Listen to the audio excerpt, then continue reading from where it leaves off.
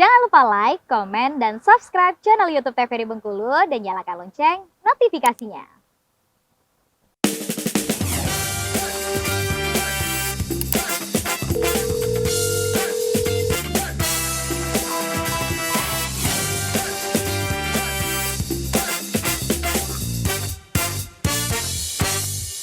Ya pemirsa, kembali lagi tentunya di Dokter Kito masih membahas mengenai penyakit rabies. Tadi sempat membahas ya, mungkin boleh dijelaskan kembali Mas Agung. Oke, siap. Bagaimana pencegahan dan gejalanya sendiri. Tadi kita terakhir di mulut memproduksi banyak air liur ya. Sekarang gejalanya bisa ditimbulkan kejang otot, kesulitan menelan atau bernafas. Yang terakhir juga ketidakmampuan untuk bergerak atau bisa lumpuh. Ini gejalanya. Oke, kita lanjut. Nah, tadi gejala selanjutnya pencegahan rabies. Nah, tadi udah disinggung juga ya sama Dokter Elsa bahwasannya yang pertama seperti apa sih pencegahannya? Yang pertama kita harus melakukan vaksinasi rabies pada hewan pemeliharaan. Jadi saya dan Dokter Elsa dan semuanya memberitahukan pada pemirsa TVRI terkhusus untuk yang cat lovers ya, pencinta hewan lebih aware lagi, lebih sayang lagi, lebih peduli lagi. Kalau bisa, kalaupun memang cinta sama hewan peliharaannya harus memberikan vaksin kepada hewannya. Ini berapa kali untuk pemberiannya? Biasanya kalaupun memang ini ranahnya dokter hewan ya. Jadi kalaupun memang kita nggak tahu ini kondisi hewannya wajib atau pada saat ini boleh apa enggaknya diberikan vaksin rabies. Akan tetapi memang harus berkonsultasi dengan dokter hewan. Jadi harus tahu apakah memang setahun sekali atau 2 tahun sekali. Tapi yang pastinya dokter hewanlah yang memberikan vaksinasi yang rabies untuk yang pencinta hewan ini. Benar, jadi harus lebih sering kontrol ya? Iya, jadi jangan hanya sekedar cinta, sekedar suka sama hewan pemeliharaannya karena kita nggak tahu seperti apa bahayanya dari penyakit rabies ini. Sudah disampaikan oleh Dokter Elsa tadi ya, bahwasannya sangat ngeri ya kan ya. Oke, selanjutnya mendapatkan vaksin rabies untuk diri sendiri. Nah, jadi kalau memang seseorang tersebut tadi udah terkena gigitan dari hewan yang bersiko rabies atau enggaknya harus mendapatkan vaksin rabies ya untuk diri sendiri. Ini biasanya bukan dari dokter hewannya ya, dari petugas kesehatan melapor ke dinas kesehatan, nanti akan diberikan vaksin, menjemput vaksin, nanti akan disuntikan ke yang digigit penderita yang digigit dari hewan yang berisiko rabies tadi. Oke, selanjutnya menjaga kontak dari hewan yang berpotensi memiliki virus rabies. Ini sangat penting ya. Jadi menjaga kontak dari hewan. Kalau bisa tadi udah sampaikan ya, kalaupun memang cinta atau suka sama hewan pemeliharaannya harus ada batasan. Jadi harus ada kandangnya, harus ada rumahnya tersendiri. Jadi harus ada batasan. Oke, selanjutnya hewan pemeliharaan agar tidak berinteraksi dengan hewan liar. Biasanya kalaupun memang ini kita pencinta hewan, jarang ya hewan yang kucing liar atau kucing kampung atau kucing yang di rumah ini mau berteman. Biasanya mereka biasanya pas ketemu berantem gitu ya kan. Ada batasannya mereka ya. Ada batasannya mereka ya kan. Nah, jadi ini harus dibatasi. Oke, selanjutnya melaporkan ke petugas kesehatan apabila menemui seseorang atau hewan yang mempunyai gejala rabies. Ini sangat penting ya. Ini yang paling penting apabila ditemukan seseorang yang terkena gigitan harus cepat tanggap. Harus melapor ke petugas kesehatan. Pada saat itu digigit, hari itu juga langsung lapor ke petugas kesehatan. Jadi jangan menunggu lama, harus ada gejala, jangan. Jadi harus cepat tanggap melapor ke petugas kesehatan. Boleh ke puskesmas, ke klinik, ataupun ke rumah sakit. Tapi untuk warga pemirsa TVRI di Bengkulu, kita membawakan BPJS ya. Biasanya masyarakat diberikan BPJS, jadi harus lapornya lebih bagusnya ke puskesmas. Langkah awalnya paling bagus ke puskesmas dulu, lebih terdahulu. Oke, selanjutnya cegah hewan-hewan yang berpotensi yang menyebabkan rabies untuk ke dalam rumah. Ini memang ya, kalaupun memang ada tetangga kita yang ada resiko penyakit rabies dari hewannya, kita memang lebih aware lagi ya, lebih takut, pasti kita lebih peduli lagi, tutup aja pintunya gitu ya kan. Jangan sampai hewan yang berisiko rabies ini masuk ke dalam rumah. Benar. Iya. Nah, tapi Mas, mungkin ada pertanyaan nih ya. Oke. Seperti apa sih ciri-ciri hewan-hewan yang memang mengarah nih ke rabies? Apakah kita bisa melihat nih Bagaimana hewan-hewan ini tersebut? Salah satunya contoh hewan yang suka berhalusinasi. Mereka yang suka merenung, tiba-tiba mengaung, terus kondisi kesehatan hewannya tidak terawat. Sering ya kita lihat ya hewan-hewan yang di luar sana misalnya yang bulunya udah nggak terawat, kudisan, mereka merenung aja, tiba-tiba pas orang lewat langsung dikejarnya, harus mereka langsung gigit. Itu salah satu contohnya seperti itu.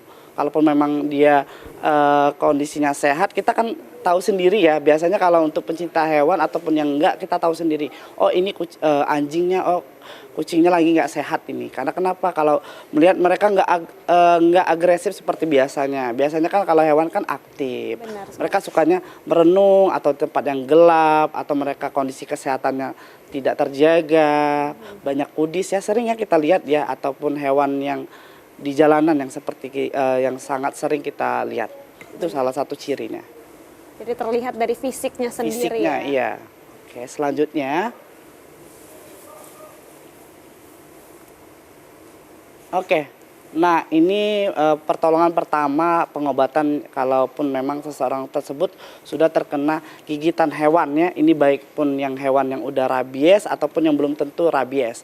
Yang pertama, jika ada pendarahan atau luka terbuka, tekan area yang tepat di luka kita tekan dengan kain bersih atau kasa steril. Ini biasanya saya ingatkan juga ke pemirsa TVRI yang di rumah, kalaupun memang mereka benar-benar cinta atau lebih aware sama hewan pemeliharaan, mereka harus menyediakan P3K, kotak obat di P3K di rumahnya masing-masing. Jadi kalaupun memang entah itu penyakit rabies atau penyakit lainnya, kita lebih cepat tanggap. Benar sekali. Ya ada kasa, ada obat-obatan, ada betadin dan lain-lainnya, kotak P3K. Oke, ini ya. Jadi harus ditekan luka terbukanya, terus dibersihkan dengan air bersih atau kasa steril. Selanjutnya ini cuci luka gigitan atau cakaran hewan dengan air yang mengalir ya. Jangan yang pakai air misalnya disiram. Ini harus yang air mengalir, buka kerannya, cuci air mengalir, terus pakai sabun sama tanpa berhenti ya selama 10 atau 15 menit. Jangan sampai. Pokoknya ini ya harus sampai liur atau gigitannya bersih gitu. Pokoknya 10 sampai 15 menit, jangan sampai berhenti. Baik, berarti ini setelah luka itu harus ditekan dulu ya, Dok? Iya, ditekan dulu langkah awalnya, terus langsung cuci luka bagiannya dengan air mengalir sampai 10 atau 15 menit. Karena tadi kan sempat dibahas sama dokter, takutnya pemirsa langsung dicuci darahnya. Itu kan bahaya juga ya, Mas ya. Ini, oke, selanjutnya kemudian oleskan cairan antiseptik. Kalaupun memang di rumahnya udah standby seperti ada area betadin atau alkohol, biasanya ini harus disediakan. Kalaupun memang di rumahnya ada alkohol, langsung dibersihkan kemudian oleskan cairan antiseptik. Kalaupun memang nggak ada alkohol, biasanya pakai alkohol swab yang pakai seperti kasa atau alkohol swab ini yang seperti kita habis suntik. Benar. Ada ya yang rasanya dingin itu, nah itu bisa juga dioleskan seperti itu. Terus yang paling pentingnya juga segera ke rumah sakit atau ke fasilitas kesehatan yang terdekat untuk pertolongan lebih lanjut. Ini prosedurnya, kalaupun memang datang mereka langsung kena gigitan dari hewan, boleh datang ke fasilitas kesehatan puskesmas contohnya ya, langsung lapor, nanti kita dari pihak puskesmas akan melapor langsung ke dinas kesehatan. Dinas kesehatan akan memberikan vaksin untuk yang seseorang yang udah digigit dari hewan yang memang beresiko rabies atau tidak, langsung diberikan vaksin. Terus dinas kesehatan akan menelpon dari pihak dari dokter hewannya gitu. Jadi dua-duanya terselamatkan, bukan hanya seseorangnya yang digigit tapi hewannya juga. Ini jadi ya pertolongan pertama, dan seperti apa yang kalau memang kita udah tergigit dari hewan rabies. Oke. Baik, boleh bergabung lagi, tentunya kita masih mau membahas nih mengenai rabies. Ini kan tadi pencegahan ya. Kalau maksudnya untuk pengobatan. Ya. Terus kalau pencegahan nih, karena kan kalau misalnya kita nih sebelum COVID-19 gitu kan, kita kan dikasih vaksin terlebih dahulu nih, Dokter Mas. Nah, apakah mereka yang memang cinta banget sama hewan-hewan ini bisa dikasih vaksin terlebih dahulu? Mungkin Dokter Elsa bisa menjelaskan? Ini ya pemeliharanya ya orangnya. Iya, benar, boleh, pemelihara. sangat boleh. Jadi kalau emang merasa diri sendiri itu adalah resiko tinggi untuk rabies, boleh misalnya orang yang suka berburu ya, yang berburu apa sih, anjing atau babi seperti itu, sangat boleh diberikan vaksin anti rabies seperti itu. Dan Orangnya boleh, hewannya boleh, dua-duanya lebih baik, lebih bagus. Lebih baik ya untuk mencegah tentunya ya, jangan sampai terjadi rabies. Nah kalau dari Mas Agung sendiri nih ketika memberikan edukasi kepada masyarakat gitu ya, apakah ada perbedaan nih ketika memberikan edukasi kepada orang dewasa dan anak-anak nih? Ataukah memang kayak tujuannya itu memang langsung ke pencinta hewan atau seperti apa Mas? Oke, tentu ada perbedaan ya kalau kita memberikan edukasi ke masyarakat, baik itu anak-anak atau yang udah dewasa. Kalau anak-anak ini kita langsung menjuru seperti apa teknisnya biar anak-anak tidak bosan. Jadi ada trik dan triknya memang khusus kita anak ini lebih paham gitu. Jadi seperti apa kita menceritakan. Mungkin kita bisa memakai media kasih gambar anjing atau kucing atau gigitan. Jadi anak-anak lebih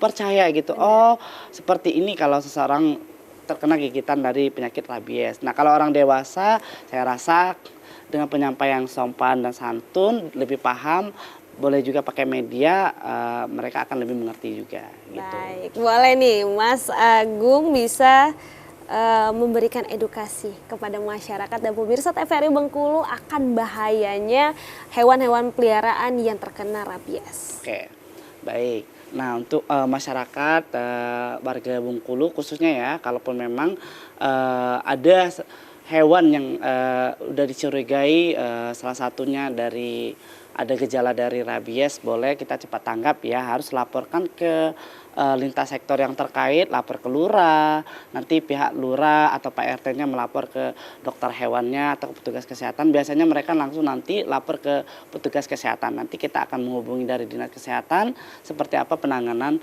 kalaupun ada ciri-ciri dari tempat tinggal kita ada yang memiliki gejala hewannya yang ada rabies gitu. Jadi jangan sampai terlewatkan gitu Iya, ya, betul. pentingnya atau proses-proses ketika kita memelihara ini sendiri. Nah mungkin dari Dokter Elsa mungkin himbauan akan bahayanya rabies ini kepada masyarakat. Intinya yang penting pertama proteksi diri sendiri, proteksi hewan peliharaannya kalau memang ada hewan peliharaan, dan sekali lagi mencegah lebih baik ya daripada mengobati, apalagi sudah sampai ke rehabilitasi seperti itu. Karena rabies ini seperti tadi prognosis atau kemungkinan sembuhnya sangat kecil dan angka kematiannya juga sangat tinggi. Baik, jadi pemirsa di rumah yang mungkin punya hewan peliharaan atau mungkin yang memang punya aktivitas cukup tinggi dengan bertemu hewan-hewan yang tidak bisa kita atur atau mungkin hewan-hewan yang tidak bisa kita kontrol bagaimana kesehatannya, itu harus memproteksi diri sendiri, mungkin bisa langsung vaksin anti rabies atau mungkin juga ketika sudah digigit itu bisa langsung suntik atau mungkin langsung datang ke rumah sakit atau puskesmas terdekat. Ingat bahwa rabies ini sangat berbahaya ya dokter ya Mas ya. Baik, terima kasih Dokter Elsa, terima kasih juga Mas Agung sudah banyak banget nih menginformasikan kita akan pentingnya atau aware-nya mengenai penyakit ini. Jadi jangan sampai kita terkena atau jangan sampai kita tidak tahu bagaimana cara pengobatan penyakit ini. Baik pemirsa, semoga diberikan kesehatan dan dimanapun kalian berada. Saya Viva Manca pamit undur diri, sampai jumpa di dokter kita selanjutnya.